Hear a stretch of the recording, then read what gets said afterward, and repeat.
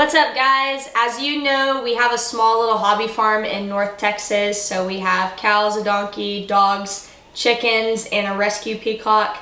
That's another story for another day. But Tony and I got off of traditional feed for our chickens and we started making our own feed. Included with that is fodder. So we started growing wheatgrass fodder for them. It's a really great supplement to their diet. So today we just wanted to go over how to grow it and just the things that we've learned along the way.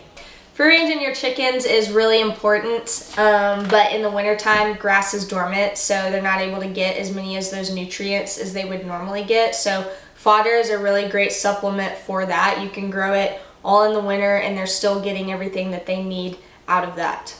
All right, so now we're gonna show you how to do it. So growing your own wheatgrass fodder is really simple. All you need is the wheatgrass berries, water, and then we like to use the aluminum foil cooking pans. We use these for the growing trays. Super easy.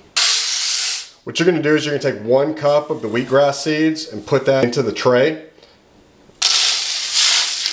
Cover the bottom, and then in each tray, you're gonna put 2 cups of water. This is gonna soak the seeds, and you're gonna leave them in there for 24 hours. We really like using these aluminum foil pans because they make this whole process so simple. When you do pour the water in there, some of the seeds are gonna float as you see right here. So just take a spoon, make sure that you get all of them wet. That way they'll all be able to soak properly.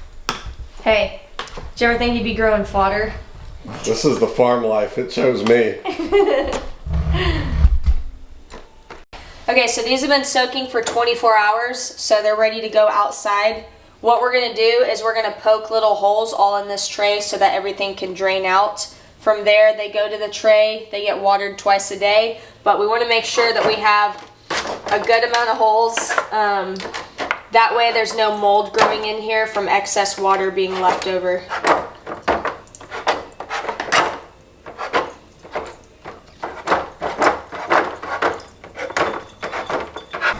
Really? Hey, dude. See what they do. They play keep away while we're growing fodder. Bunch of freeloaders, but they're cute freeloaders. Layla. She's a sweet one. This one. This is the one you gotta look out for.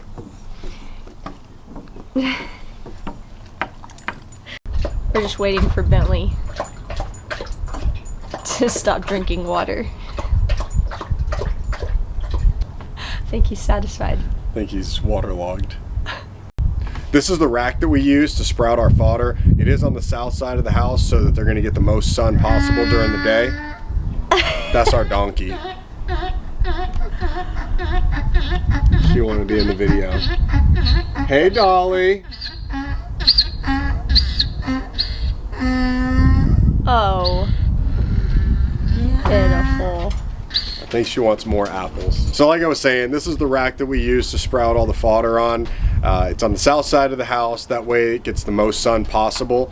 You are gonna wanna run an elastic band over the top of them until they get some weight and they're growing, because otherwise wind comes through, you're gonna walk out and find that the trays have been tipped upside down and you're gonna be starting from scratch. So somewhere between 7 and 14 days, these will be ready to go to your chickens.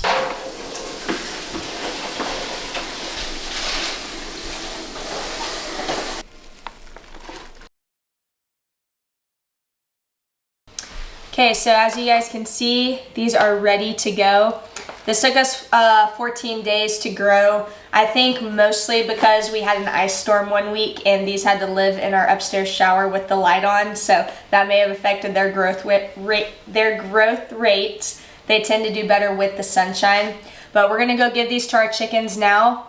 Another video that we're gonna do is us actually building boxes around these. So we're about to give it to our chickens. They're gonna eat every single bit of this, but what you can do is you can build boxes around them, put chicken wire over the top so that the grass grows through it, and then the chickens can just peck at the top and then it can just continuously grow. So we'll do that eventually. We have to expand our chicken run a little bit more before we can have a growth operation in there. But for now, we've just been growing it and giving it to them and they love it. So let's go do it.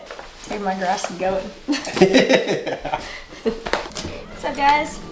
All right, Putting on my chicken coop shoes. Pro tip, get yourself some chicken coop shoes that are just dedicated for the run. If you don't have them, you're missing out because chicken coops are gross and you don't want to take these shoes everywhere. So these are mine that live right outside the door. Hey Dolly, what's up Maya? They already know what time it is. What's up babies?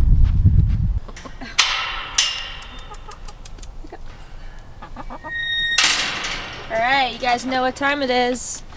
Here we go. Here we go. Look, they're so excited. Look at that goodness. There we go.